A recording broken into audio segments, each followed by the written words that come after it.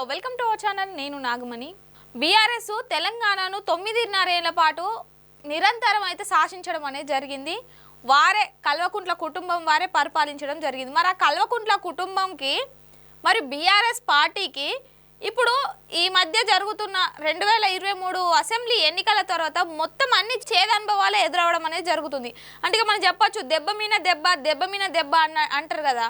Same అదే విధంగా అయితే బీఆర్ఎస్కి అయితే అదే జరుగుతుంది. మరి దానికి సంబంధించి ఒకసారి వీడియోలో చూద్దాం.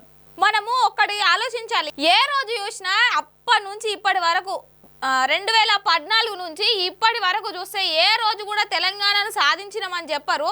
కాకపోతే మేం చేయబట్టే తెలంగాణ వచ్చింది, మా బీఆర్ఎస్ చేయబట్టి, ఇంకా ముఖ్యంగా కేసీఆర్ చేయబట్టే తెలంగాణ వచ్చింది, తెలంగాణను తెచ్చిన వాళ్ళు అంటే కేసీఆర్ అని బీఆర్ఎస్ వాళ్ళు చెప్పుకుంటూనే ఉంటారు. ఒక బ్రాండ్ని అయితే క్రియేట్ చేసుకుర్రు. ఏంటంటే తెలంగాణ అంటేనే బీఆర్ఎస్, బీఆర్ఎస్ అంటేనే తెలంగాణ, తెలంగాణ తెచ్చిన జాతిపిత ఎవరంటే కేసీఆర్. ఆ విధంగా అయితే క్రియేట్ చేసుకొని ఊకున్నారు. కానీ ప్రజలు ఏ విధంగా రిజల్ట్ ఇవ్వాలో ఆ విధంగానే రిజల్ట్ ఇస్తున్నారు. ఇప్పుడు మనం తాజాగా చూసినట్లయితే మున్సిపల్ ఎన్నికల్లో వచ్చిన రిజల్ట్ గత పంచాయతీ ఎలక్షన్ రిజల్ట్ కంటే ఘోరంగా పడిపోయింది. మరి ఇక దీన్ని బట్టి అర్థం చేసుకోవాలి, 9.5 ఏళ్ల పాటు తెలంగాణను నిరంతరం కనుసైగతోటే శాసించిండు కేసీఆర్.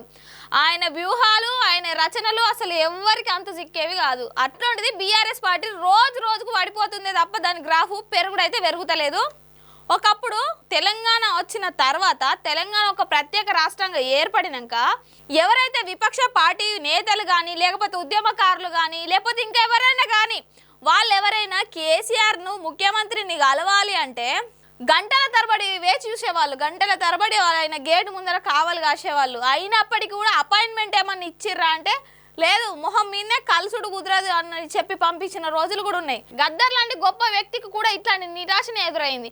ఇక విపక్షాల గురించి ప్రతిపక్షాల గురించి చెప్తావా, వాళ్ళంటే సార్కు అసలు ఎంత అంటే నువ్వేంది అన్నట్టు చూసేవాళ్ళు. ఇక ప్రజలనైతే కనీసం ఏదైతే తెలంగాణ భవన్ ఉందో లేకపోతే ఏదైనా అసెంబ్లీ భవన్ ఉందో లేకపోతే ఇంకా ఆయనకు సంబంధించిన ఏ ఆఫీసులు ఉన్నాయో కనీసం గేట్ దాకా కూడా రానిచ్చిన దాఖలాలు అయితే మనకు అస్సలు కనిపించలేవు. దీన్ని అంటారు అహంకారం అని. అహంకారం అనేది పీక్స్కి వెళ్ళిపోతే అహంకారాన్ని ఏ విధంగా సెట్ చేయాలో ప్రజలకు బాగా తెలుసు. దానికి స్ట్రేట్ ఫార్వర్డ్గా బుద్ధి చెప్పిర్రు. అహంకారాన్ని మొత్తం ఎంత పీక్స్ ఉందో ఆ పీక్స్ని మొత్తం పాతాళానికి దొక్కేసిర్రు ఓట్ల ద్వారా తెలంగాణ ప్రజలు. ఇప్పటికి కూడా ఏమన్నా మానుకుంటారా అంటే బీఆర్ఎస్ వాళ్ళు అట్లనే చెప్పుకుంటారు, సమర్థించుకుంటూనే ఉంటారు. తెలంగాణ తీసుకొచ్చింది మేమే మేమే మేమే అని చెప్పుకుంటూ ఒక సెంటిమెంట్ని అయితే ప్రజలపైన రుద్దడానికే చూసిర్రు. అప్పుడు 9.5 ఏళ్ళు అభివృద్ధి చేసిర్రా చేయలేరా, అవినీతిలు చేసిర్రా లేకపోతే మొత్తం దాసుకుర్రా దోసుకుర్రా తెలియదు. కానీ ఒక్కడే పాట పాడిర్రు, తెలంగాణ సెంటిమెంట్ని అడ్డం పెట్టుకొని పరిపాలన అనేది చేసిర్రు. ఇప్పుడు కూడా అదే సెంటిమెంట్ పెట్టుకొని ప్రజల్లోకి వస్తానంటే ప్రజలు నమ్మే స్థితిలో అయితే లేరు. దీన్ని బట్టి గట్టిగా అర్థం చేసుకోవచ్చు. 116 మున్సిపాలిటీలు 7 కార్పొరేషన్లలో పోటీ చేస్తే కేవలం 717 వార్డులకే పరిమితమైన స్థానాలు అంటవా కేవలం 15 స్థానాలకైతే పరిమితం అవడం అనేది జరిగింది. దీన్ని బట్టి మనం అర్థం చేసుకోవచ్చు బీఆర్ఎస్ గ్రాఫ్ ఏ విధంగా పడిపోయిందంటే ఆ విధంగా పడిపోయింది. పంచాయతీ ఎలక్షన్స్లోనే అట్లా జరిగింది. పోనీ మరి అప్పటికన్నా మరి ఏమన్నా అప్పుడంటే చెప్పిర్రు బీఆర్ఎస్ వాళ్ళను బెదిరించిర్రు, గ్రామ పంచాయతీ ఎలక్షన్స్లో పోటీ చేసిన వాళ్ళని బెదిరించిర్రు, పార్టీ మార్పించుకుర్రు గెలిచిన తర్వాత అది అని కేటీఆర్ చెప్పుకోవడం జరిగింది. ఇప్పుడైతే సాఫీగా జరిగినాయి కదా, ఎట్లాంటి గందరగోళాలు అట్లాంటి ఏవి జరగకుండా అయితే ఎలక్షన్స్ జరిగినాయి. ప్రజలు కూడా రిజల్ట్ ఇవ్వడం అనేది జరిగింది. ఇక్కడ మనం ఒకటి చూడాలి, ఒకప్పుడు ప్రత్యామ్నాయం అంటేనే మాకు లేదు, ఏడున్నా మేము ఒక్కోలేమే, అసలు మమ్మల్ని తాకేటోళ్ళు లేరు అన్నట్టు ఫీల్ అయ్యారు. కానీ ఇప్పుడు చూసినట్లయితే కొన్ని ప్లేసులలో కనీసం ఖాతాలు ఓపెన్ చేసుకోలేని పరిస్థితులకు వెళ్ళిపోయారంటే ఇక మనం అర్థం చేసుకోవచ్చు. ఇప్పుడు ఎగ్జాంపుల్గా చూసినట్లయితే జగిత్యాల ధర్మపురిలో చూస్తే 15కు 15 సీట్లు కాంగ్రెస్ కైవసం చేసుకుంది. కోస్గిలో చూస్తే అక్కడ కూడా 14 సీట్లకు 14 సీట్లు కాంగ్రెసే కైవసం చేసుకుంది. అట్లాంటి ప్లేసులలో కొన్నిట్లలో 1-2కి పరిమితం అంది. మిగతా కొన్ని ప్లేసులలో అయితే కనీసం ఖాతా కూడా ఓపెన్ చేయలేదు. మరి ఒకప్పుడు కేసీఆర్ యొక్క రాజకీయ వ్యూహాలు ఎలా ఉన్నాయంటే కాంగ్రెస్ పార్టీకి ప్రతిపక్ష హోదా కూడా ఇవ్వకుండా చేసిన రోజులు ఉన్నాయి. అట్లాంటి వ్యక్తి ఇప్పుడు ఇంత సైలెంట్ అయిపోయారు. అంటే అప్పుడు పార్టీలో ఉండి అధినేతగా ఉండి అన్ని దిశానిర్దేశాలు చేసి ఆయనని అన్ని తీసుకొని చేసుట్లా 10 ఏళ్ల పాటు అధికారంలో ఉన్నారా?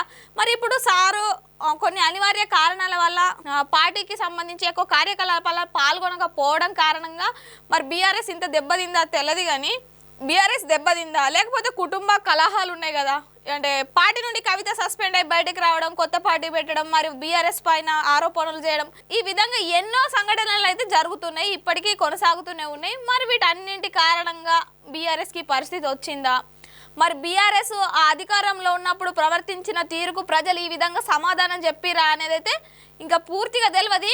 కానీ చెప్పిరా అనేది అయితే తెలియదు. కానీ ఒకటి మాత్రం అర్థం చేసుకోవాలి, అప్పుడు అధికారంలో ఉన్నప్పుడు చేసిన వాటికి ఆ కర్మలకు ఫలితాలే ప్రజలు ఓట్ల ద్వారా సమాధానాలు చెప్తారనైతే ఖచ్చితంగా అనుకోవచ్చు. మరి చూడాలి బీఆర్ఎస్ పార్టీ కీలక నేతల యొక్క తీరు మారుతుందా, లేకపోతే వాళ్ళు ఇట్లనే వ్యవహరించి ఇంకా మరి భవిష్యత్తులో వచ్చే ఎన్నికల్లో కూడా మరి ఈ స్థానాన్ని కాపాడుకుంటారా, లేకపోతే ఇదిని కూడా పోగొట్టుకుంటారా అనేది అయితే రానున్న రోజులలో తెలుస్తుంది.